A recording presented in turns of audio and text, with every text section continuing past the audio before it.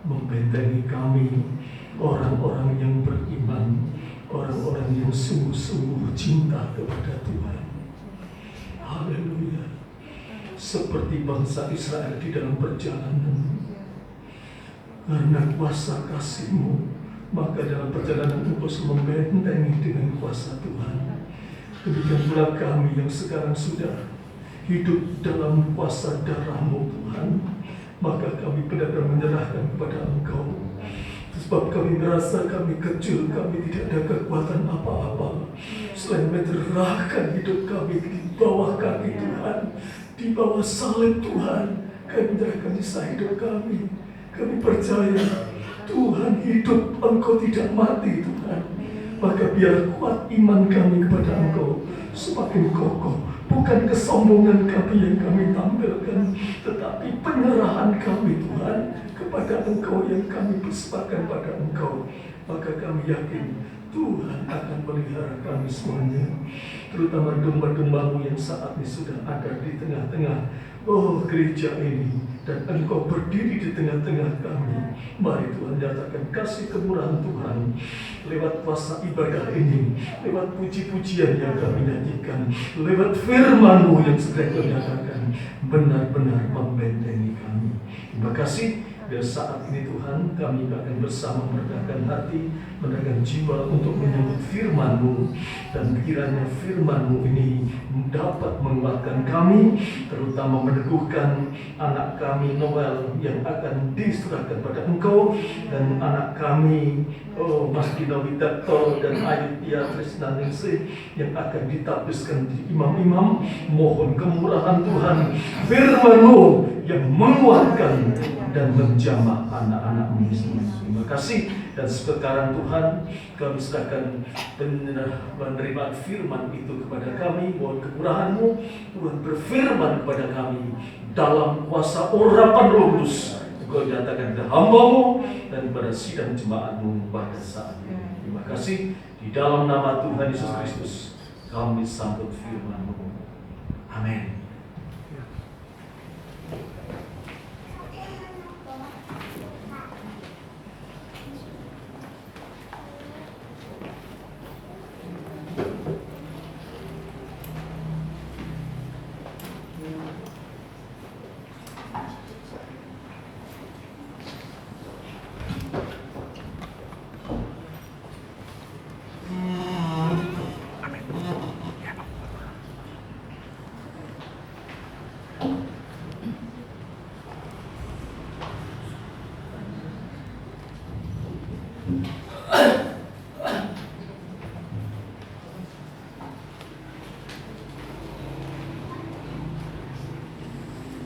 Shalom. Shalom. Salam sejahtera, damai, sukacita menyertai saudara dan kita semuanya. Ya, pada pagi hari ini mungkin kita hadir ke sini masih ada rasa was-was, masih ada rasa khawatir, tetapi Tuhan tahu siapapun yang datang dengan hati mengasihi Tuhan. Tuhan melindungi kita dengan sangat-sangat luar biasa. Ya, kalau saya boleh ngomong, ya banyak pertentangan di dalam gereja Tuhan, bahkan di GPT sendiri Tuhan, maaf saudara, ya banyak suatu perdebatan ya, antara yang setuju tetap ibadah dan ada yang bersikeras untuk meliburkan ibadah. Itu terjadi di mana-mana saudara ya. Tetapi pada saat saya berada di Surabaya ya, semua yang bisa menyadari bahwa ini memang harus terjadi. Corona ini ya suatu kegenapan dari firman Tuhan ya, bahwa penyakit sampar itu harus terjadi menjelang kedatangan Tuhan, dan itu semua adalah seizin Tuhan ya. Tetapi kita dibentengi oleh kuasa darah Yesus ya. Sebab itu di dalam setiap ibadah kita tidak berwas-was sebab di sini ada imam besar yang agung. Tetapi kalau kita tidak percaya bahwa di sini ada imam besar yang agung, justru itu yang berbahaya. Tetapi selama kita percaya dan sungguh-sungguh bahwa di sini ada imam besar yang agung, Tuhan pasti akan membentengi kita semuanya. Amin. Amin. Sebab itu ya, kita tetapkan hati kita kepada Tuhan Yesus ya. Puji nama Tuhan.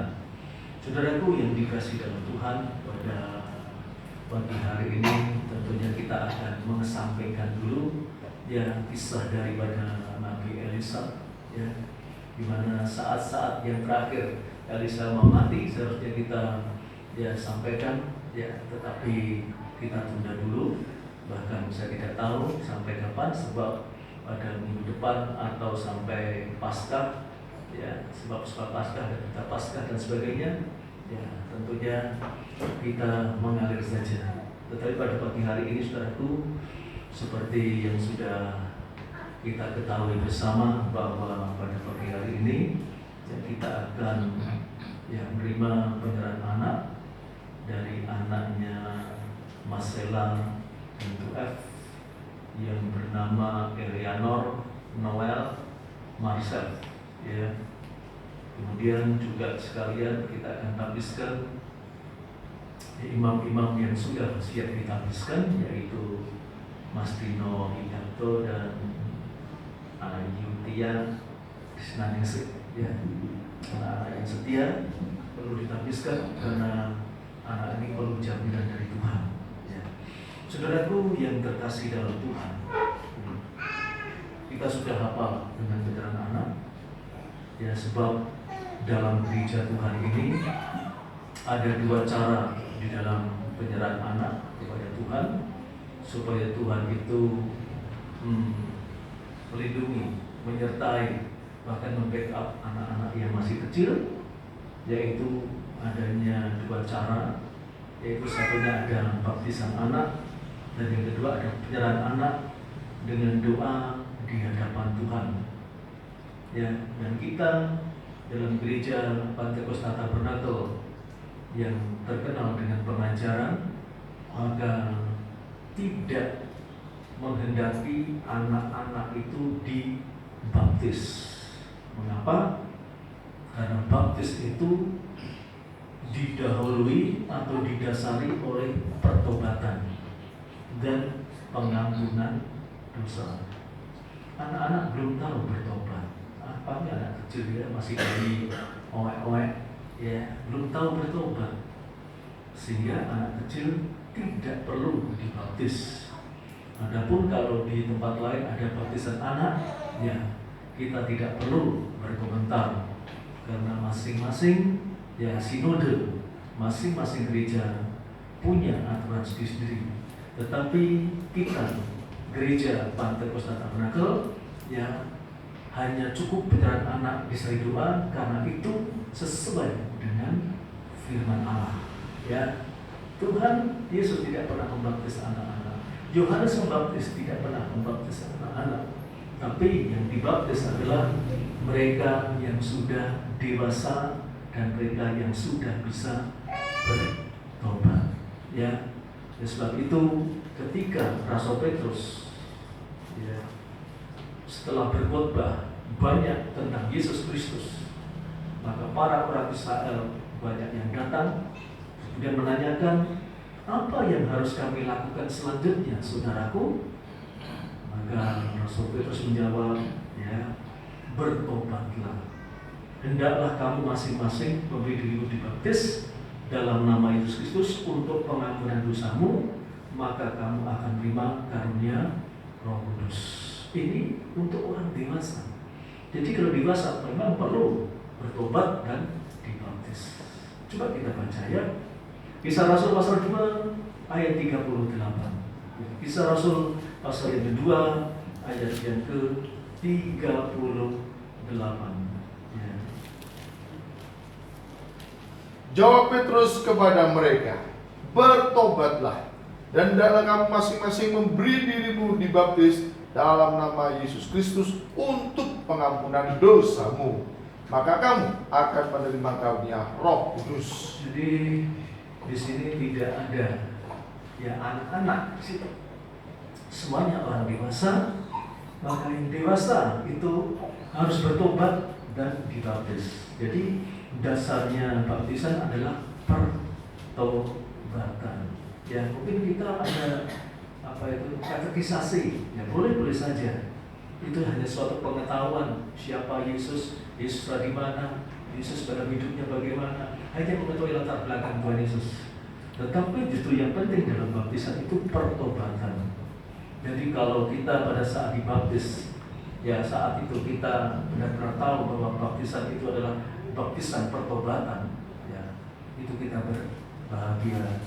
Tetapi bagi kita yang mungkin sudah dibaptis tapi dulu saya tidak tahu, pokoknya saya ikut saja.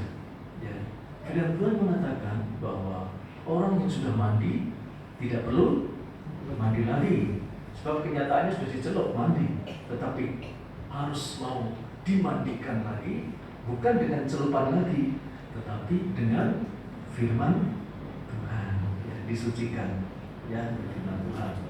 Sekarang kita lihat, ya, Yohanes Pembaptis di Sungai Yordan membaptis orang-orang Yudea, orang-orang Yerusalem. Apakah ada anak-anak? Kita baca ya. Markus 1 ayat 3 sampai ayat yang ke-5.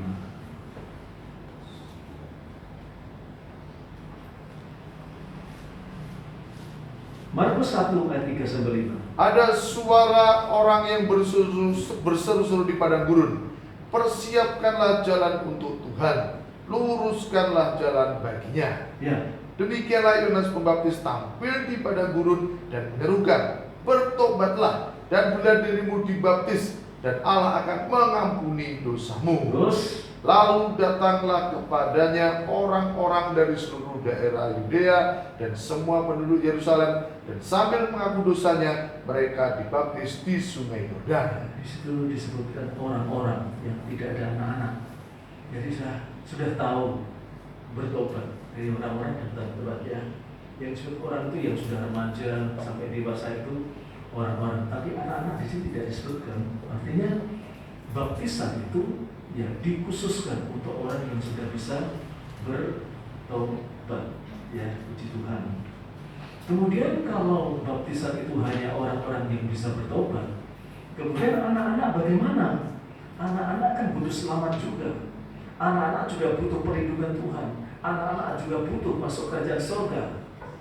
Ya, maka Tuhan sendiri ya saat itu memarahi rasul-rasul, karena rasul-rasul itu menghalangi anak-anak itu dibawa kepada Tuhan Yesus.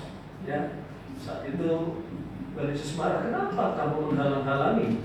Ya, ini manusia. Ya, sering manusia itu suka menghalangi sesuatu yang dia tidak tahu bahwa itu kebenaran firman Tuhan. Tapi saat itu Tuhan langsung, ya, biarkanlah anak-anak itu datang padaku. Ya, anak-anak itu datang padaku supaya mereka mendapatkan jamaanku. Ya, kita baca pelan-pelan ya, terutama kepada ya, yang mau menyerahkan, ya, Sela dan Tuaf. Ya, kita ada dasar firman Tuhan. Kita baca Matius, Injil Matius pasal yang ke-19. Injil Matius pasal 19 ya 13 sampai 15. Matius 19 ayat 13 sampai ayat yang ke-15. Lalu orang membawa anak-anak kecil kepada Yesus supaya ia meletakkan tangannya atas mereka dan mendoakan mereka. Akan tetapi murid-muridnya memarahi orang-orang itu. Nah, kadang-kadang tidak tahu kebenaran firman Tuhan langsung menghalang-halangi. Ya, maka kalau kita tahu anak-anak kita suka di dalam Tuhan, suka mendekat dengan Tuhan, orang tua juga menghalang-halangi. Ya, tetapi di situ, ya, murid-murid Yesus justru menghalang-halangi. Ya, diteruskan dulu. Tetapi Yesus berkata, Ya. biarkanlah anak-anak itu, janganlah menghalang-halangi mereka datang kepadaku. Sebab orang-orang yang seperti itulah yang mempunyai kerajaan surga. Anak-anak seperti itu yang mempunyai kerajaan surga. Atau orang-orang yang bersikeras, mempunyai prinsip untuk menyerahkan anak. Di situ yang disebutkan. Tetapi Yesus berkata, biarkan anak-anak itu, janganlah menghalangi mereka datang padaku. Sebab orang-orang yang seperti itulah yang mempunyai kerajaan surga. Ini bukan anak yang disebut ini ya. Orang-orang ini orang tuanya. Jadi orang-orang yang ada komitmen untuk menyerahkan anak, itu sudah benar. Kerajaan surga terbuka. Anak-anaknya juga terbuka. Jadi dalam hal ini tidak hanya anak-anak saja, tapi sekalian orang-orang tuanya yang ada inisiatif untuk menyerahkan anak-anaknya untuk dijawab Tuhan. Surga terbuka. Karena mereka melakukan kebenaran. 15. Lalu ia meletakkan tangannya atas mereka dan kemudian ia berangkat dari situ. Ya, puji Tuhan. Ya, di situ Tuhan memperlakukan anak-anak dengan baik. Orang-orang tuanya juga diperlakukan dengan baik karena ada suatu komitmen, inisiatif untuk menyerahkan anak kepada Tuhan.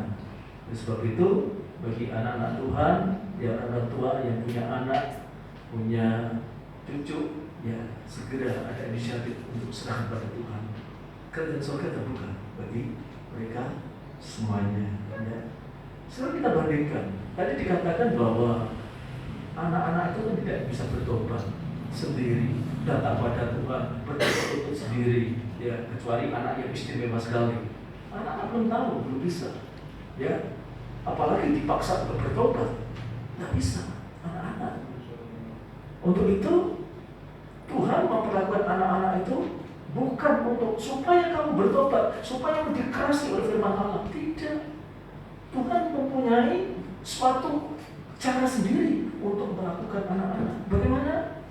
Kita baca Markus 10 ayat yang ke-16. Ya, ini cara Tuhan. Ya. Markus 10 ayat yang ke-16.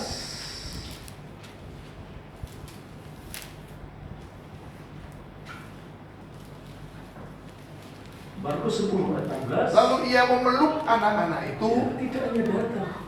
Anak-anak itu dipeluk oleh Tuhan Yesus terus Dan sambil meletakkan meletakkan tangannya atas mereka, ia memberkati mereka. Terima kasih. Jadi anak-anak ini istimewa. Pada saat diserahkan pada Tuhan, Tuhan langsung memeluk. Tuhan tidak menyuruh bertobatlah. Berbeda dengan orang dewasa karena dosanya banyak. Bertobatlah sebelum dibaptis. Ya, tapi bagi anak-anak dipeluk karena anak-anak tidak tahu bertobat. Karena anak belum tahu kewajiban sampai diampuni dosa, anak-anak tidak tahu. Tetapi masih menjadi tergantung atau bergantung kepada orang tua. Ya, puji Tuhan. Jadi dalam hal ini untuk saudara Sela dan untuk inilah dasar firman Tuhan untuk anakmu. Tapi kalian berdua saat menyerahkan anak, surga itu terbuka. Ya, jadi sama-sama berbahagia orang tua dan anak-anaknya. Amin. Seperti itu siapkan aja, ya supaya kalian sungguh-sungguh nanti menyerahkan anak, jangan setengah-setengah. Karena Tuhan Imam Besar hadir di tengah-tengah kita. Ya, kalau saya ini hanya hamba, hanya pelayan, ya hanya melayani saja. Tapi yang penting Imam Besar itu memeluk dan menjamah anak kalian. Ya, puji nama Tuhan. Puji nama Tuhan. Sekarang kita akan bicara tentang baptisan yang dipersiapkan untuk Mas Tino Wibato, karena namanya Mas Tino. Ya, saya manggilnya apa? Mas Tino. Ya, cukup Mas satu aja ya. Mas Tino Wibato dan saudari Ayudhya Krishna Ningsih. Ya, puji nama Tuhan. Bicara tentang tahbisan. Tahbisan ini bicara tentang pengangkatan. Ya, mungkin bagi kita orang Kristen pada awam kita tidak banyak yang berdalih atau berinteraksi atau berbicara yang simpang siur tentang tahbisan. Ya. Tahbisan memang yang saya tahu adalah dilakukan di dalam gereja Tuhan. Ya, saya tidak tahu kalau di tempat-tempat lain tidak tahbisan, tetapi yang saya tahu di luar sana itu bicara tentang pelantikan. Ya, pelantikan, dan kita tahu pelantikan itu mengangkat seseorang, ya, diakui, kemudian diberikan suatu jabatan tertentu. Pelantikan, ya, pengangkatan menjadi suatu jabatan. Itu yang saya tahu, pelantikan. Tetapi bicara tentang tahbisan, tahbisan ini mirip dengan pelantikan, tetapi tahbisan ini khusus di dalam gereja Tuhan. Ya. Jadi kalau pelantikan yang melantik adalah manusia, tapi kalau tahbisan yang mentahbiskan atau melantik secara rohani itu Tuhan sendiri sebagai imam besar. Karena apa? Karena pelantikan jabatan itu yang dikerjakan adalah dunia, pekerjaan dunia, tetapi kalau tahbisan yang nanti dikerjakan adalah pekerjaan Tuhan. Ya, hamba Tuhan hanya tumpang tangan saja, tetapi sebenarnya yang mentahbiskan itu Tuhan sendiri. Oleh sebab itu, kalau kita tahu bahwa Tuhan yang mentahbiskan para imam-imam, ya itu bukan main-main. Tentu ada suatu resiko yang besar, karena setiap kehidupan ditahbiskan itu akan menjadi miliknya Tuhan di dalam bekerja di ladangnya Tuhan. Ya, jadi saya di sini saya sampaikan sekali lagi, mungkin kita sudah melayani, ya, main musik atau bikin pujian atau singer dan sebagainya, saat itu belum ditahbiskan. Itu sepertinya masih umum, ya, masih umum. Tetapi begitu ditahbiskan, saudara, itu miliknya Tuhan, pekerjanya Tuhan, walaupun kita masih bekerja di dunia. Ini bedanya. Jadi kalau kita merasa bahwa kita miliknya Tuhan, pekerja Tuhan, maka kita akan tentu ada suatu kekuatan dari Tuhan untuk semakin menghargai pekerjaan Tuhan itu. Ya, di sini saya lihat, ya, masih banyak imam-imam yang belum ditahbiskan, tetapi kita setahap demi setahap. Karena tahbisan ini bukan perkara main-main, tetapi betul-betul sakral di hadapan Tuhan. Ya, puji nama Tuhan. Saudaraku yang dikasihi di dalam Tuhan, ya, kita ingat pada saat Tuhan mau naik perahu, ya, Tuhan mengatakan, ikutlah aku menyeberang, ya, ikutlah aku menyeberang, ya, ikut aku, intinya ikut aku, ya, menyeberang naik perahu. Perahu ini bicara gereja Tuhan. Maka di situ ada dua kelompok yang tampil. Yang satu adalah ahli Taurat, dan yang lain adalah murid-murid Yesus sendiri. Saat itu ahli Taurat mengatakan, Tuhan, aku mau ikut engkau kemanapun engkau pergi. Artinya ingin menjadi miliknya Tuhan. Sementara murid-murid yang bersama-sama dengan Tuhan juga, ya, secara de facto mereka sudah milik Tuhan. Tetapi saat itu Tuhan juga mengatakan, kalau kamu mau ikut aku, ya, jangan kamu pergi lagi ke saudaramu untuk menguburkan ayahmu. Kita baca dulu, ya, Matius 8 ayat 18 sampai ayat yang ke-22, ya. Injil Matius pasal 8 ayat 18 sampai ayat yang ke-22, ya. Ketika Yesus melihat orang banyak mengelilinginya, ia menyuruh bertolak ke seberang. Ya. Lalu datanglah seorang ahli Taurat dan berkata kepadanya, Guru, aku akan mengikut engkau kemana saja engkau pergi. Engkau saja pergi. Terus Yesus berkata kepadanya, serigala mempunyai liang, dan burung mempunyai sarang, tetapi anak manusia tidak mempunyai tempat untuk meletakkan kepalanya. Itu jawaban Tuhan kepada ahli Taurat. Ya, ahli Taurat kan ingin mengikut Yesus, menjadi milik Yesus. Tapi Tuhan jawab seperti itu. Sekarang ayat yang ke-21. Bagaimana kelompok yang kedua, murid-murid Yesus? Ya, Seorang lain, yaitu salah seorang muridnya, berkata kepadanya, Ya. Tuhan, izinkanlah aku pergi dahulu menguburkan ayahku. Tetapi Yesus berkata kepadanya, ikutlah aku, dan biarlah orang-orang mati menguburkan orang-orang mati mereka. Amin. Ayat ini sering kita baca, saudaraku, di pada pagi hari ini khusus untuk imam-imam yang masuk dalam tahbisan, walaupun hanya 2 orang. Di situ ternyata ada 2 kelompok, yang satu adalah ahli Taurat, yang satu adalah murid-murid Yesus. Ya, semuanya berkaitan ingin jadi milik Tuhan, ingin dipekerjanya Tuhan. Ya, karena Tuhan datang itu untuk bekerja, untuk melayani. Maka mereka yang ikut Tuhan pasti tentu harus melayani. Dua kelompok ini sama-sama ingin ikut melayani Tuhan, menjadi miliknya Tuhan. Ya, sekarang wujudnya ditahbiskan menjadi milik-milik Tuhan. Ya. Yang pertama adalah ahli Taurat. Ya, ahli Taurat, Tuhan, aku mau ikut Engkau kemanapun Engkau pergi. Ada suatu penyerahan total. Ya. Ada penyerahan total ahli Taurat ini. Ya. Tetapi Tuhan menjawab, serigala ada liangnya, burung di udara ada sarangnya, tetapi anak manusia tidak ada tempat.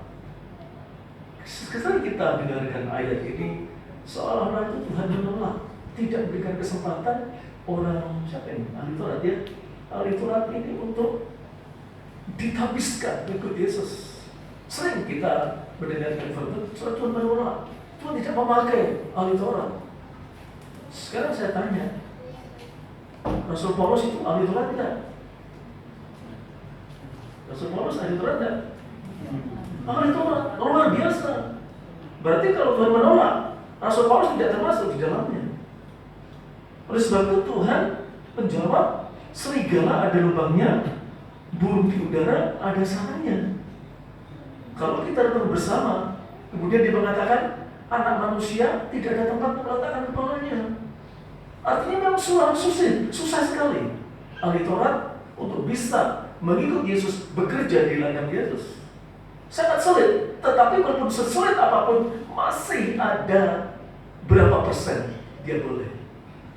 Karena di situ tidak mengatakan kamu tidak boleh, Tuhan tidak mengatakan begitu. Tapi Tuhan mengatakan, ya, anak manusia tiada tempat berletak, mencari. Tetapi yang jadi masalah adalah ahli Taurat ini disamakan dengan kehidupan yang selalu melihat liang serigala dan sarang burung. Saudaraku yang terkasih di dalam Tuhan, saudara tahu, ya, serigala punya liang, lubangnya ada untuk rumah, ya, dan anak-anaknya di situ semuanya. Juga burung, ya, di udara kembali ke sarangnya, di situ ada anak-anaknya. Ya, jadi kalau kita perhatikan bahwa Tuhan tidak mau kalau orang yang ditahbiskan itu pikirannya tertuju kepada rumah jasmani terus. Ya, rumah jasmani. Sebab sadar atau tidak sadar, kita semuanya, apalagi kita sebagai orang tua, tentu pikirannya itu selalu pada rumah jasmani. Ya, suami bekerja kembali ke rumah, pikirannya hanya pada istri dan anak-anaknya, nanti makan atau tidak, pikirannya ke situ terus. Burung di udara kemana-mana pergi makan, mencari makan untuk anak-anaknya, diloloh dan sebagainya. Tuhan tidak mau. Dengan kata lain, bahwa Tuhan tidak mau kehidupan yang akan menjadi milik Tuhan itu pikirannya tertuju pada rumah tangga terus, secara jasmani. Tuhan tidak mau. Ya. Oleh sebab itu Tuhan mau Anak manusia itu meletakkan bukan di rumah tangga yang butuh beras, butuh itu. Tidak, Tuhan yang mau. Tuhan mencari rumah yang kudus. Rumah yang kudus apa? Gereja Tuhan. Ya, rumah yang kudus. Anak manusia yang meletakkan kepalanya di gereja Tuhan yang kudus. Berarti Tuhan menghendaki setiap yang ditambiskan itu tidak hanya memikirkan perkara jasmani dalam rumah tangganya terus, tetapi rumah Tuhan itu yang utama, di mana dia bisa bekerja. Ya, ini karena kita ini manusia. Saya pun tidak akan menolak bahwa saya selalu memperhatikan rumah tangga saya. Tentu, kan rumah tangga di situ ada istri saya, ada anak saya, ada ibu saya, ada cucu saya. Tentu tidak ke sana. Tetapi Tuhan tidak mau. Tetapi yang utama adalah rumah Allah. Sebab rumah Allah ini adalah rumah yang di dalam kerajaan surga, di mana kita bekerja. Kita di sana.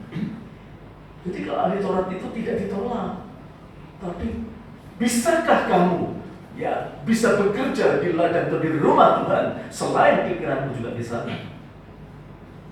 Ya, makanya Rasul Paulus bicara, aku lebih baik tidak menikah, sebab kalau aku menikah pikiranku bercabang, ya, memikirkan keluarga dan sebagainya. Tetapi pikiranku selalu hanya untuk Tuhan karena aku tidak menikah. Itu Rasul Paulus. Ya, seorang ahli Taurat yang luar biasa. Jadi di sini dengan satu pengertian pada yang mau ditambiskan. Yang pertama adalah, maukah kita bekerja di ladang Tuhan dengan pikiran kita tidak hanya di rumah tangga kita sendiri saja, tetapi di dalam rumahnya Tuhan. Itu pertanyaannya bagi saudara Mas Tino dan saudara Aintia. Kalau saya jelas ya, pikiran saya 75% ya 70% itu selalu di dalam rumah Tuhan sebagai gembala. Ya, di rumah mungkin 30%. Saya yakin Tuhan pasti memberikan. Ya, ini paling tidak saudara 50-50 sebagai imam-imam. Ya, tetap memikirkan keluarga di rumah, juga memikirkan pekerjaan Tuhan. Ya, kalau saudara siap, saya akan habiskan. Ya, karena ini komitmen. Tuhan tidak melihat kalau ahli Taurat kan dibenci, tapi Tuhan tidak melihat itu. Siapapun yang mau bekerja di ladang Tuhan, mari sungguh-sungguh. Ya, kita berapa? Ada apa sih di rumah Tuhan itu, ada apa? Kenapa Tuhan menghendaki Tuhan mencari rumahnya gereja Tuhan ini? Ya, kita baca Yeskil pasal 3 ayat 1 sampai ayat yang ke-7. Ya, Yeskil 43 ayat 1 sampai ayat yang ke-7. Ini Nabi Yeskil sendiri yang dibawa Roh Allah masuk dalam bait Allah. Ada apa di dalam bait Allah, di dalam gereja Tuhan itu? Kita baca Yeskil pasal 43 ayat 1 sampai ayat yang ke-7. Lalu dibawanya aku ke pintu gerbang. Dibawanya aku ke pintu gerbang, ya. Coba saya sorotkan supaya saudara juga bisa mengerti. Ya. Pintu gerbang nih. Lalu aku dibawanya ke pintu gerbang. Nabi Yeskil, pintu gerbang ini bait Allah. Ya, terus Yaitu pintu gerbang yang menghadap ke sebelah pintu timur. gerbang itu menghadap timur. Ya, timur. Timur mana ya? Terus sana ya, harusnya ke sana. Ini ke bawah nih. Timur. Terus Sungguh kemuliaan Allah Israel datang dari sebelah timur. Dan terdengarlah suara seperti suara air terjun yang menderu, dan bumi bersinar karena kemuliaannya. ya, 3. Yang kelihatan kepadaku itu adalah seperti yang kelihatan kepadaku ketika ia datang untuk memusnahkan kota itu. Untuk memusnahkan kota itu. Dan seperti yang kelihatan kepadaku di tepi sungai Kebar, maka aku Ini sembah artinya sujud. Tuhan sangat berkuasa luar biasa. Dia yang hadir, yang masuk melalui pintu gerbang itu sangat berkuasa sekali. Ya, tidak ada yang bisa melawan, ya, termasuk corona tidak bisa melawan. Amin. Amin. Kalau saudara di gereja, sungguh-sungguh corona tidak bisa melawan karena disuruh hadirnya Tuhan yang sangat luar biasa. Terus sedang kemuliaan Tuhan masuk di dalam bait suci melalui pintu gerbang yang menghadap ke sebelah timur. Tuhan mulai masuk dari sini. Kemana dia? Terus Roh itu mengangkat aku dan membawa aku ke pelataran dalam. ini pelataran dalam itu di sini. Ini pelataran dalam. Berarti sudah sampai di sini. Ini Yeskiel dibawa ke sini. Ya, di pelataran dalam. Terus Sungguh bait suci itu penuh kemuliaan Tuhan. bait suci itu penuh kemuliaan Allah. Lalu aku mendengar dia berfirman kepadaku dari dalam bait suci itu. Orang yang mengukur bait suci itu berdiri di sampingku. Dan ia berfirman kepadaku, hai anak manusia, inilah tempat tahtaku. Inilah tempat tahtaku. Dan inilah Dan tempat inilah tempat tapak kakiku. Ya. Disinilah aku akan Disinilah diam di aku tengah-tengah orang akan Israel. diam di tengah-tengah orang Israel untuk selama-lamanya. Sampai terima kasih. Tadi Yeskiel di sini. Tuhan berdiri di dalam bait Allah di sini. Terbuka. Yeskiel bisa melihat kemuliaan Tuhan. Inilah tahtaku. Inilah tempat tapak kakiku. Jadi, kalau kita tahu bahwa Tuhan hadir di dalam bait Allah, di dalam gereja Tuhan, maka setiap imam-imam yang ditapiskan tentu bekerja. Di dalam pekerjaannya, Tuhan akan menyertai dan Tuhan akan memberkati mereka semuanya, bahkan memimpin semuanya. Jadi, itulah jaminan bagi anak-anak yang sudah ditapiskan. Tuhan akan semakin menyertai, memimpin mereka kalau pikiran hatinya tidak pernah lepas dari pekerjaan Tuhan di dalam rumah Tuhan. Jadi kadang kita ya bisa sensitif kadang-kadang. Aku kan udah bekerja Tuhan, aku kan sudah melayani Tuhan, aku sudah pemimpin pujian, aku sudah main musik dan sebagainya. Tetapi kalau hati kita hanya tertuju kepada rumah tangga secara jasmani, kita tidak di sini sebenarnya. Di sinilah yang harus kita tahu. Tetapi Tuhan tidak melihat siapapun ahli Taurat, walaupun kelihatannya sombong dan sebagainya, tapi dia ada kerendahan hati, menyerahkan diri pada Tuhan untuk bekerja di ladang Tuhan. Kenapa Tuhan harus menolak?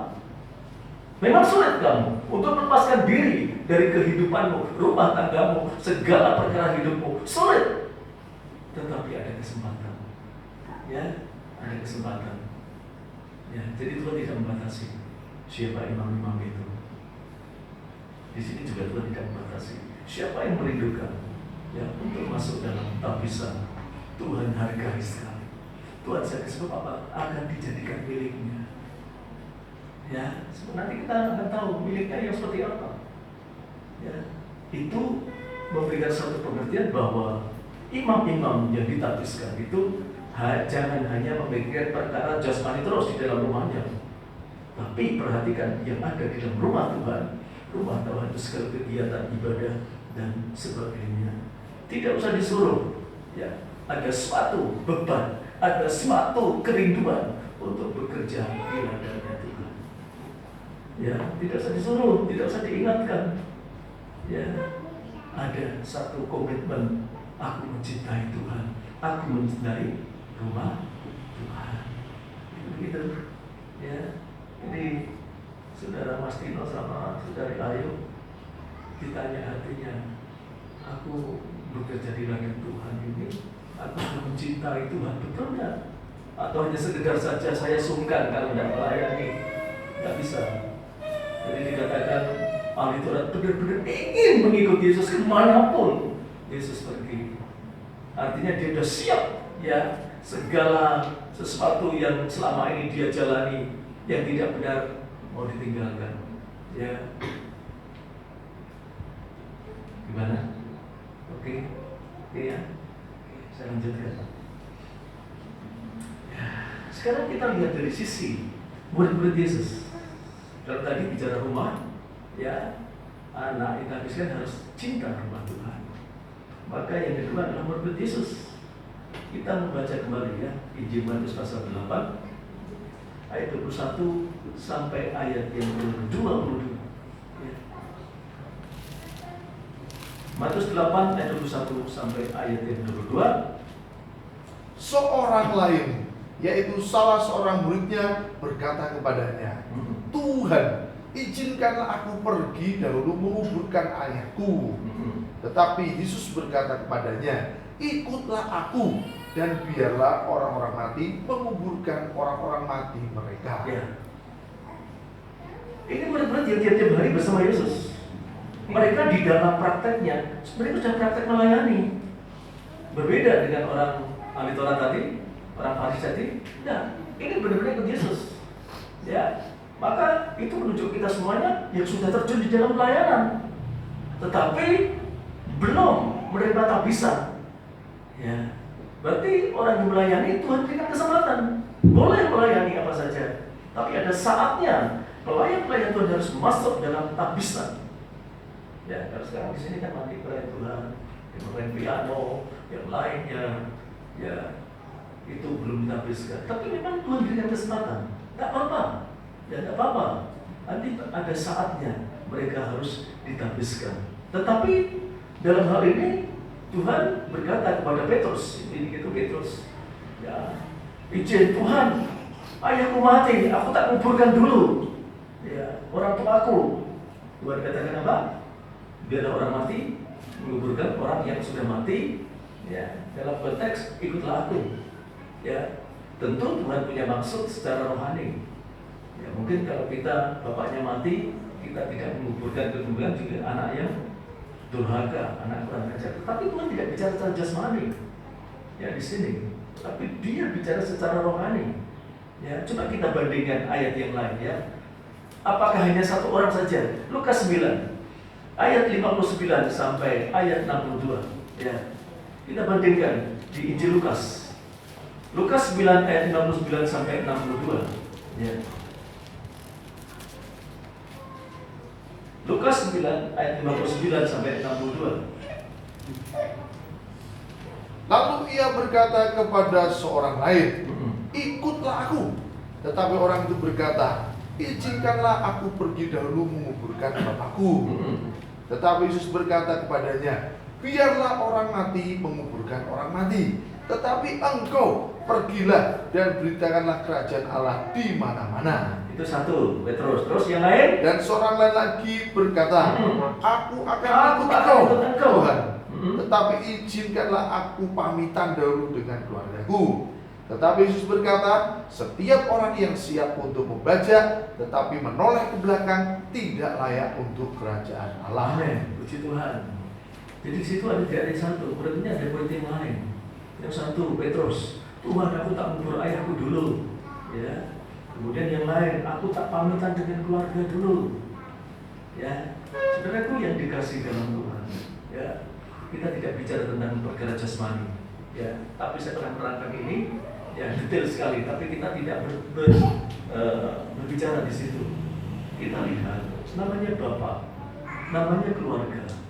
Ya, itu bicara tentang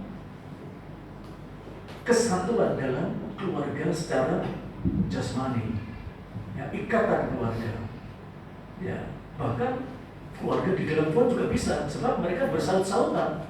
Ya, saudaraku, yang perlu kita tahu bahwa Tuhan juga tidak menghendaki kalau pelayan-pelayan Tuhan yang sudah melayani pekerjaan Tuhan, karena bekerja sudah melayani, ya, itu di dalam tabisan nanti, ya, mereka masih bergantung kepada keluarganya, bergantung pada orang tuanya, bergantung kepada saudaranya, bergantung kepada imam-imam yang lain. Ya, kalau tidak diingatkan, mereka tidak melayani dan sebagainya. Tidak bisa, harus mandiri. Kalau tadi bicara rumah Allah, sekarang bicara harus bisa mandiri. Harus bisa mengutamakan Tuhan. Tidak perlu diingatkan. Ya, tidak perlu diingatkan. Oh, besok latihan musik, kamu gimana? Ya, bisa datang enggak? Tidak perlu. Tidak perlu itu. Karena ini kekeluargaan. Ini bicara murid-murid yang lain itu Tuhan Kalau kamu mau bekerja memberikan Injil, tidak usah seperti itu. Harus ada inisiatif mandiri untuk melayani pekerjaan Tuhan. Jadi kalau di dalam prakteknya, ya, jadi dia baik saling mengingatkan, ayo datang melayani, itu baik. Tetapi pada dasarnya orang-orang yang sudah ditabiskan itu kelasnya bukan di situ lagi, tapi sudah sadar bahwa ini pekerjaan Tuhan yang lebih utama. Walaupun orang tuaku melarang, walaupun saudaraku melarang, walaupun orang-orang lain, tak betul.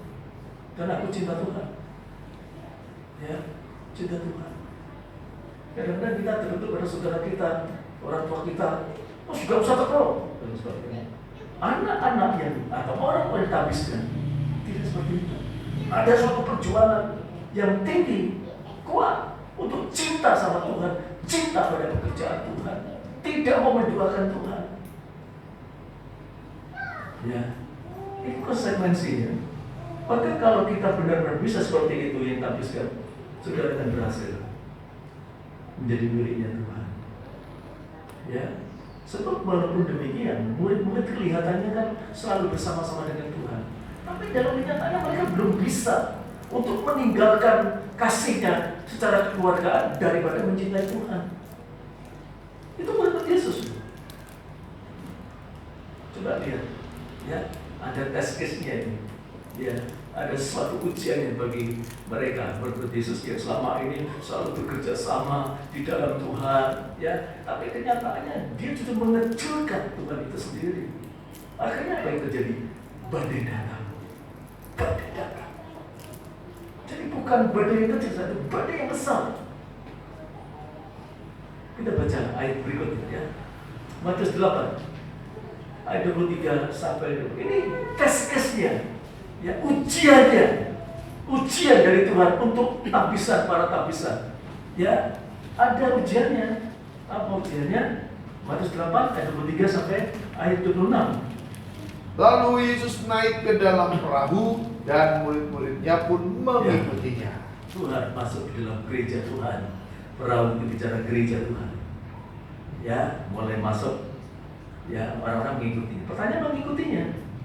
Ya, terus sekonyong-konyong mengamuklah angin ribut di danau itu, sehingga perahu itu ditimbus gelombang. Tetapi Yesus tidur. Loh, Yesus tidur.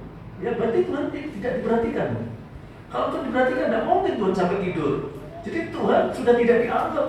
Murid-murid Yesus merasa satu kekeluargaan. Yakobus, Yohanes, Petrus, Andreas merasa nelayan yang kuat. Sehari-hari berkomunikasi tentang nelayan, merasa kuat. Ya, Tuhan Yesus sebagai kepala gereja dibiarkan tidur sakarap Tuhan. Terus 25. Maka datanglah murid-muridnya membangunkan dia, katanya, Tuhan, Tolong tolonglah, kita kami mau binasa. mati Tuhan. Loh, tadi dibiarkan, sekarang bingung mau mati. Terus 26. Ia berkata kepada mereka, Ya. mengapa kamu takut? Kamu yang kurang percaya. Kamu kurang percaya? Terus? Lalu bangunlah Yesus menghardik angin dan danau itu, maka danau itu menjadi teduh sekali. Amin. Terima kasih. Ini tes-tesnya. Jadi tabisan itu, kalau kita tahu dengan benar bahwa tabisan itu bukan sekedar hanya diangkat saja, tapi menghendaki Tuhan diutamakan. Murid Yesus saat itu kan lebih mencintai kekeluargaan, kan? Yesus, Yohanes, Yakobus, Filipus, Andreas, ya orang sekeluargaan. Petrus sebagai kayak bapaknya dan tua sendiri. Keluargaan. Mereka mengutamakan keluargaan secara jasmani. Padahal ada Bapa yang lebih kuat, itu Tuhan Yesus. Tuhan Yesus disingkirkan kok. Kadang-kadang kita juga begitu, pelayan Tuhan, mau sampaikan Tuhan. Ya, di dalam kita memuji Tuhan, Tuhan jauh dari pikiran kita. Kita merasa kita mampu. Aku bisa main piano, aku bisa main bass, aku bisa main drum dan sebagainya. Tapi Tuhan jauh. Tuhan disuruh tidur di belakang lagi, dibiarkan kelelahan. Padahal gereja itu miliknya Tuhan. Ini tes case-nya, ujiannya. Ya. Jadi kalau kita merasa sudah ditabiskan menjadi miliknya Tuhan, artinya gereja ini harus utama Tuhan hadir. Tadi dikatakan, aku datang dalam kemuliaan, di sini tahtaku, di sini apa? Tumpuan kakiku. Tapi kita tidak sering merasa. Ya, gereja ini sudah biasa-biasa saja. Ya, yang ditabiskan maupun imam-imam biasa saja. Sepenting main musik, sepenting nyanyi. Tidak ada satu rasa hormat kepada Tuhan yang hadir di dalam rumah Allah. Ya, disinilah kita belajar. Ya, belajar. Karena selama ini seolah kita itu welcome sama teman-teman, ya, sama pelayan Tuhan. Tapi lupa bahwa Tuhan ada. Ya, saudaraku yang dikasih dalam Tuhan. Ya, saudara kalau sudah dibawa, diangkat di imam-imam jadi tabisan, mungkin saudara hanya biasa saja. Ya, biasa, hanya suatu pelantikan, hanya suatu ya resmi-resmian saja. Aku sudah diangkat menjadi imam-imam. Mungkin kita berpikir seperti itu. Tapi Tuhan berpikir lain. Siapa yang menjadi milik Tuhan, itu menjadi tanggung jawabnya Tuhan. Jadi kalau kita sudah ditabiskan, baik sebagai tua-tua, sebagai imam-imam, ya, apalagi sebagai imam, itu sama dengan sudah menyerahkan kepada Tuhan supaya Tuhan yang membackup semuanya. Tetapi kalau sifat kita masih seperti rasul-rasul tadi, merasa kekeluargaan, tapi melupakan arti sebenarnya bahwa di dalam setiap pelayanan itu adalah Tuhan yang punya, kita gagal menjadi miliknya Tuhan. Ya. Jadi kalau kita renungkan, tabisan itu bukan main-main, tapi sungguh-sungguh menyerahkan hidup kita untuk dipakai oleh Tuhan. Maka yang benar, kita harus lebih bisa menjaga porsinya Tuhan di dalam kehidupan kita masing-masing. Ini sudah bukan bicara tentang manusia lagi, tapi sudah Tuhan. Ranahnya sudah Tuhan. Oleh sebab itu, Rasul Petrus yang dulunya seperti itu, dia langsung menyadari sampai dia bisa menulis bahwa setiap kita yang sudah diangkat di imam-imam, Tuhan mau kita menjadi imam-imam yang rajani sampai menjadi umat kepunyaan Allah sendiri. Kita baca ya, 1 Petrus pasal 2 ayat 8 sampai ayat yang 10. Ya. 1 Petrus pasal 2 ayat 8 sampai ayat yang ke-10. Ya. Mereka tersandung padanya. Banyak tersandung, karena seperti rasul-rasul tersandung. Tuhan dibiarkan. Bahkan punya Tuhan menjadi batu sandungan. Itu ayat yang sebelumnya sudah bisa baca. Banyak anak Tuhan mengatakan Yesus justru menjadi banyak sandungan. Tetapi kita yang bisa menghargai, ya justru berbalik daripada itu. Mereka tersandung padanya karena mereka tidak taat kepada firman Allah. Terus dan untuk itu mereka juga telah disediakan apa? Ya sesuai dengan kehendak Tuhan. Tuhan mengerjakan apa? Ya mungkin jeweran atau hukuman yang disediakan. Tetapi bagi kita yang ditabiskan benar-benar bisa menghargai, tetapi kamulah bangsa yang terpilih. Terus imamat yang raja. Inilah imam-imam. Ya, jadi kalau kita jadi imam tabisan yang benar, itu Tuhan sudah mengangkat kita jadi umat yang terpilih. Bukan main-main, ya, banyak dipanggil, sedikit yang dipilih. Kalau kita menyerahkan diri untuk jadi imam-imam yang benar, maka sebenarnya kita menjadi masuk dalam umat pilihan Allah. Imamat yang kamulah bangsa yang terpilih, imamat yang rajani, terus bangsa yang kudus, umat kepunyaan Allah sendiri. Ya, luar biasa loh. Umat kepunyaan Allah sendiri itu berarti kita harus menyerahkan pada Tuhan. Hidup kita yang menata Tuhan, bukan kita lagi. Ya, bukan berarti kita tidak boleh bekerja, enggak, bukan. Tetapi Tuhan yang mengatur setiap langkah kita, tanpa kita sadar. Ya, termasuk semara bahaya dan sebagainya, Tuhan membackup. Ya, Tuhan bertanggung jawab karena miliknya sendiri. Ya, saudara punya motor Anda sendiri, pasti melindungi dari segala sesuatu. Ya, Tuhan juga begitu, lebih daripada itu. Tuhan akan membackup hidup-hidup yang ditapiskan, benar-benar bisa menghargai tapisan itu, pelayanan itu. Ya, kamulah bangsa terpilih, imamat rajani, bangsa yang kudus, umat kepunyaan Allah sendiri. Terus supaya kamu memberitakan perbuatan-perbuatan melayani besar Tuhan, dari bekerja Dia. Tuhan itu besar, jangan remehkan. Walaupun orang narik kolektor itu di dalam gereja Tuhan, itu pekerjaan besar, jangan remehkan. Orang yang berdoa, itu pekerjaan besar dalam rumah Tuhan. Ya, jangan remehkan. Orang yang nyapu, itu pekerjaan besar kalau di dalam rumah Tuhan. Jadi jangan remehkan nyapu. Ya, nyapu. Ya, kalau di tempat lain, ada kalau menyapu pada rebutan, saudara. Rebutan apa aja nyapu? Kamu yang itu di tempat lain. Karena merasa, mengerti bahwa milik Tuhan itu luar biasa. Jadi katanya tadi tak bisa cinta rumah Tuhan. Ya, cinta rumah Tuhan itu penting sekali. Apa senang. Ya, mungkin orang lain mah pekerjaan hina itu. Ya, tapi justru itulah. Aku datang bukan mencari orang benar. Aku datang mencari orang sakit. Yang merasa sakit, yang perlu Tuhan itu loh. Ya, umat kemudian lagi supaya kamu mendengar perbuatan besar dari Dia, terus Yang telah memanggil kamu keluar dari kegelapan kepada terangnya yang ajaib. Tuhan akan memimpin kita keluar dari kegelapan, keluar dari dosa, keluar dari segala sesuatu yang tidak baik. Ya, jadi tapisan luar biasa. Tuhan akan membawa kita kepada terang. Ya, maka segala sesuatu yang akan kita lakukan dalam penyertaan Tuhan, Tuhan berikan terang. Kalau kita tahu arti tapisan yang benar, ya, sebab itu kalau kita tahu tapisan yang benar, kita sungguh-sungguh mencintai pekerjaan Tuhan. Kita kalau akan meninggalkan itu, kita pikir-pikir dulu. Ini tapisan yang benar. Ya, makanya kalau tes case-nya adalah tadi Rasul Tuhan sampai tiba-tiba mau ibadah, tidak mau ibadah, kita kesana aja.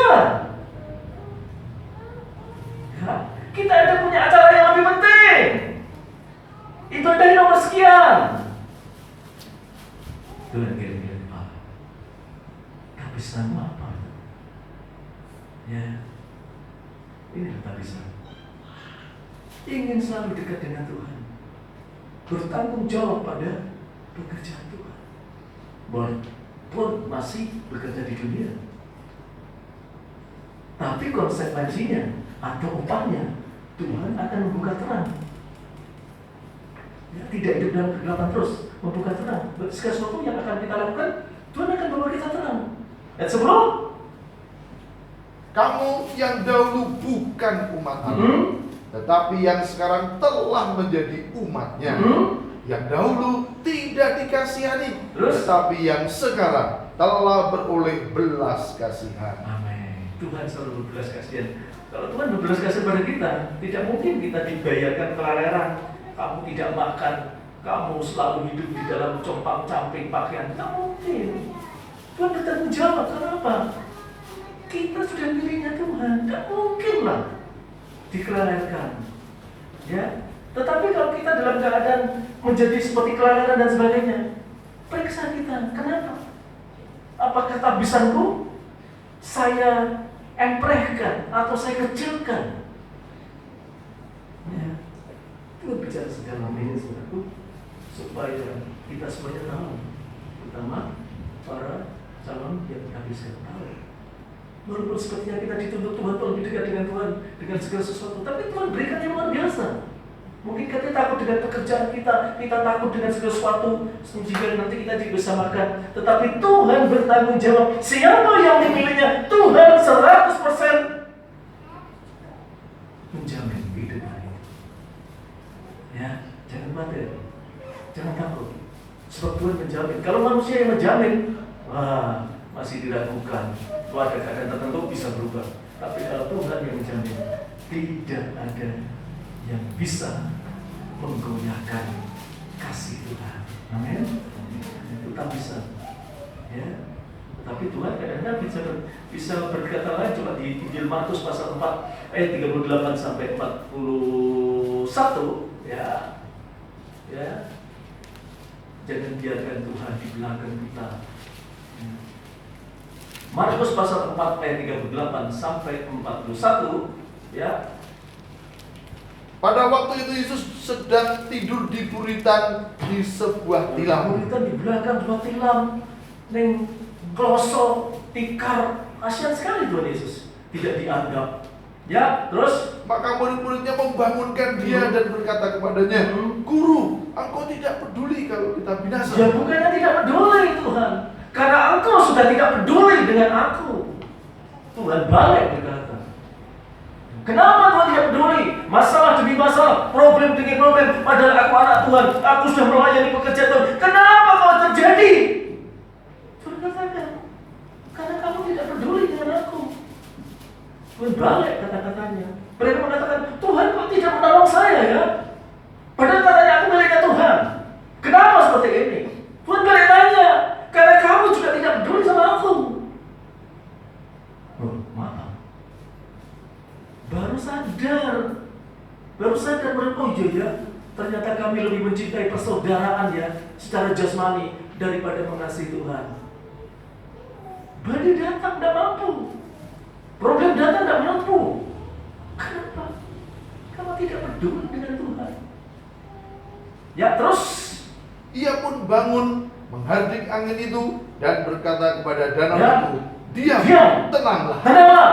Lalu angin itu reda dan danau itu menjadi teduh sekali. Lalu Lalu ia berkata kepada mereka, Mengapa kamu begitu? mengapa begitu takut? Mengapa kamu Mengapa kamu percaya?" tidak percaya dengan tabisan seperti itu?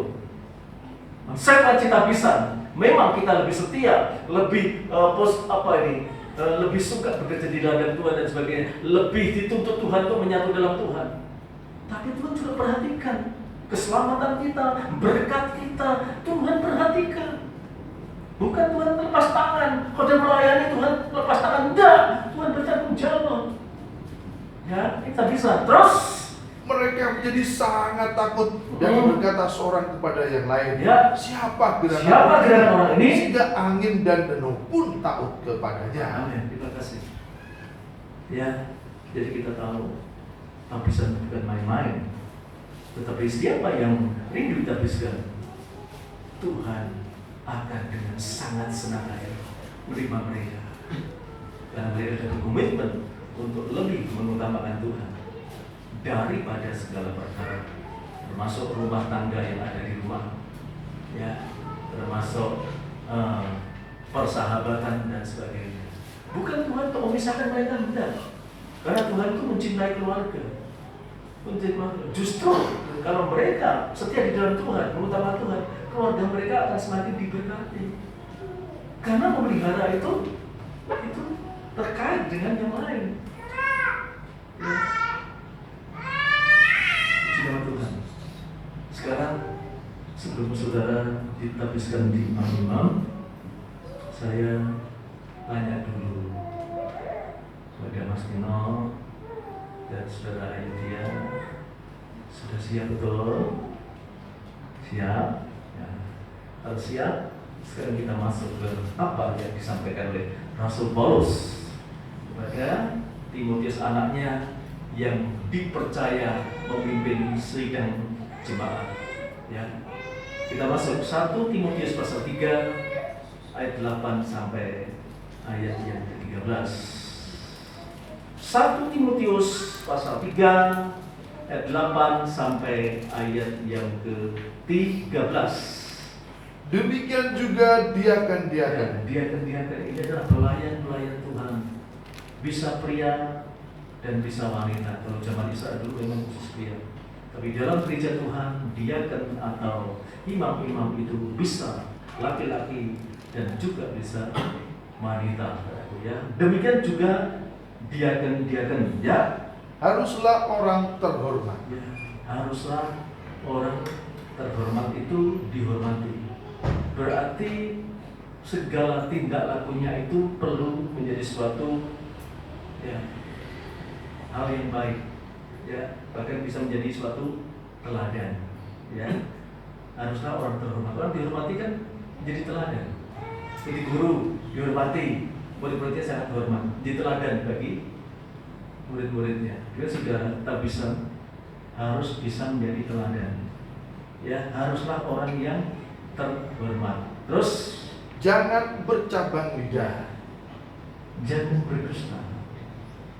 Ini yang paling lemah itu kata Rasul Paulus kan dusta.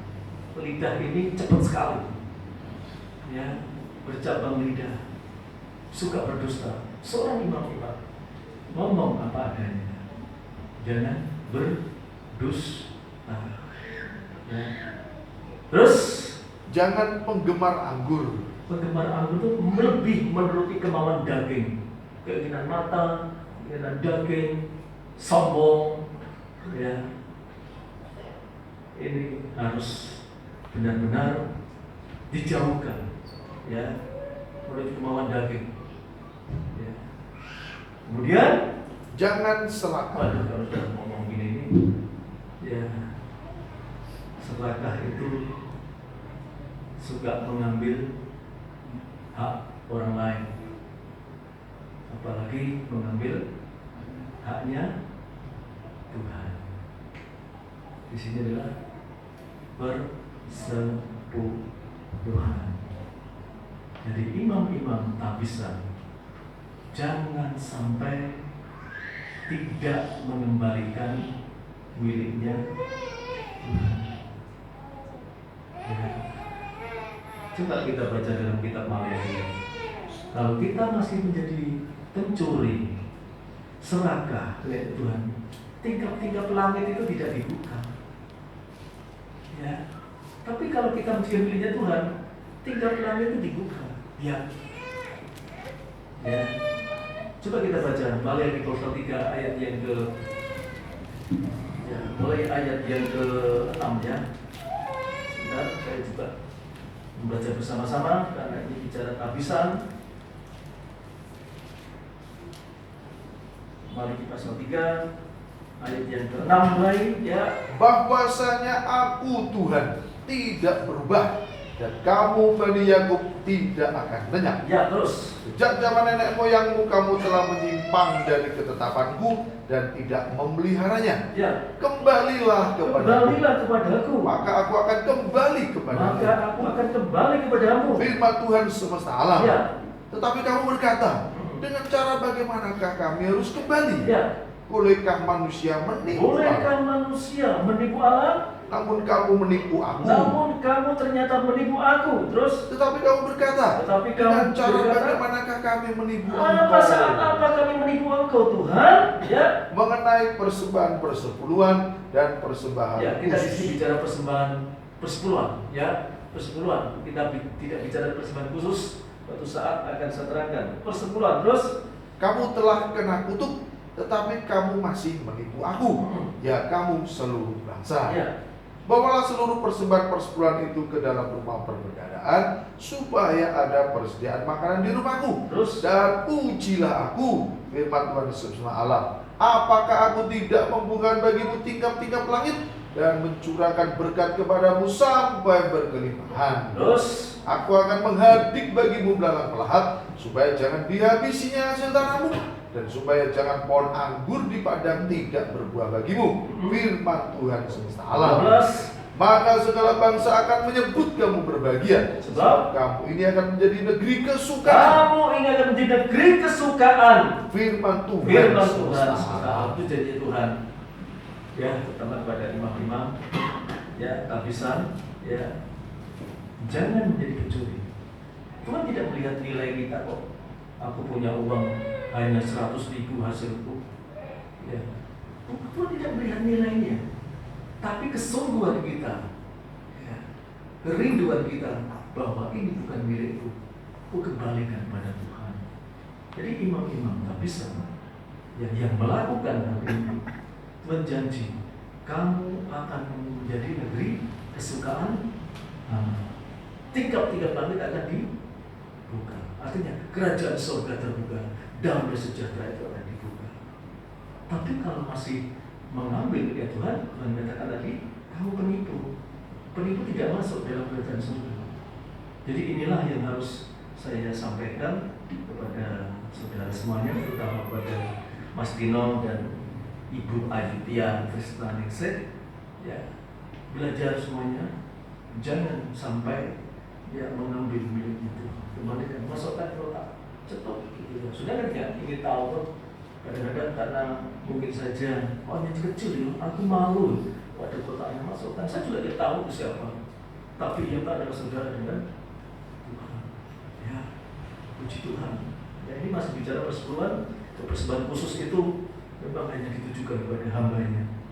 Ya, tapi kita tidak bicara di situ.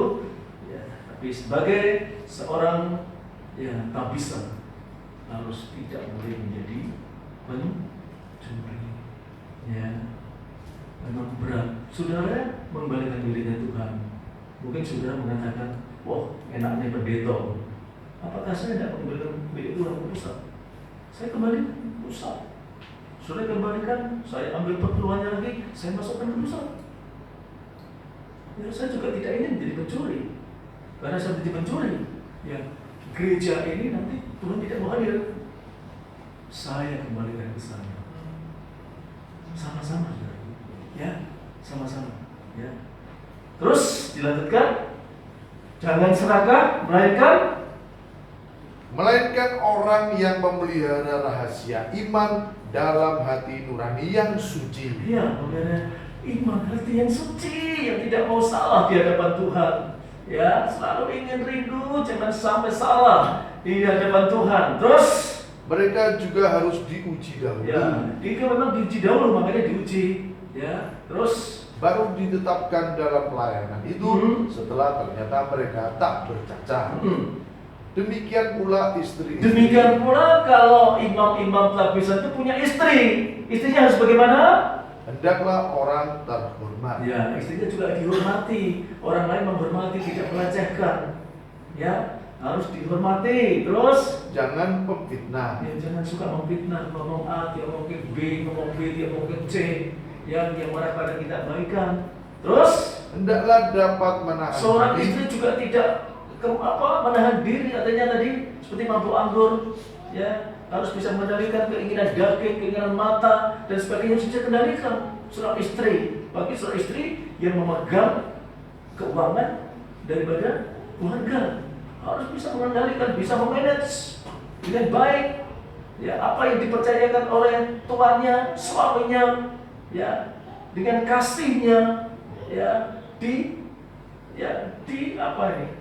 dilaksanakan dengan baik. Jangan sampai rumah tangga itu goyang karena tidak bisa menata rumah tangga, menata keuangan. Soal istri harus bisa menata. Ya, kalau gajinya 3 juta dalam sebulan, yang rata-rata sehari harus 100.000, bapak gitu ya. 100.000 harus cukup. Bila perlu bisa ada suatu tabungan untuk menjaga sesuatu kalau ada apa-apa. Ya, dan sebagainya. Harus ditoto bagaimana, jangan sampai mengikuti keinginan daging. Ini seorang istri tak bisa, ya tidak menuruti kemauan sendiri. Terus dan dapat dipercayai dalam segala hal. Dapat dipercaya, tidak bohong. Seorang istri imam-imam, seorang istri tua-tua, jangan bohong. Ya, sebab Tuhan akan menjadikan mereka milik Tuhan supaya mereka diberkati di negeri kesukaan bagi Allah. Terus dia kan haruslah suami dari satu istri. Dia kan pelayan Tuhan jangan punya istri 2. Ya, 1 cukup, ya seumur hidup. Terus dan mengurus anak-anaknya dan keluarganya dengan baik. Dan harus mengurus anak-anaknya. Tidak bisa seorang ayah cuek pada anaknya, seorang ibu ditabiskan cuek pada anaknya. Tidak bisa. Ya, cinta keluarga. Terus karena mereka yang melayani dengan baik, beroleh kedudukan yang baik, maka mereka akan beroleh kedudukan yang baik. Sehingga dalam iman kepada Kristus Yesus mereka dapat bersaksi dengan leluasa. Tidak ada ganjalan. Ya, dalam bersaksi inilah hidup kami yang dipakai Tuhan. Puji Tuhan. Itu yang mau saya sampaikan, ya, pada kita semuanya, terutama pada ya, orang tua yang mau menyerahkan anak, juga saudara yang mau ditabiskan. Inilah firman Tuhan. Kita tidak lari dari kebenaran firman Tuhan. Ya, seperti kalau kita sudah siap, saya minta pemain musik datang.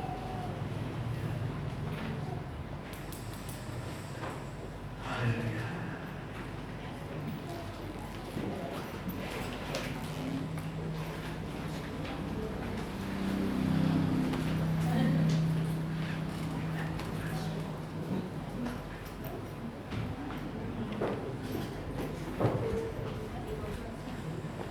Biar selalu Tuhan ku tinggikan korban.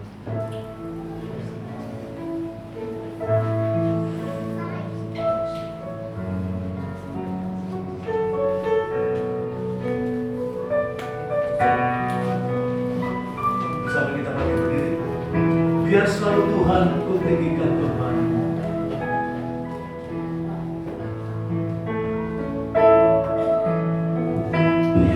Selalu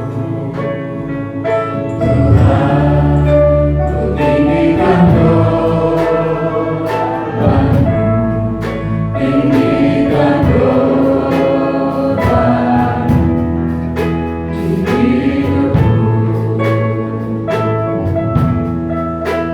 Tak ingin Tuhan melepaskan diriku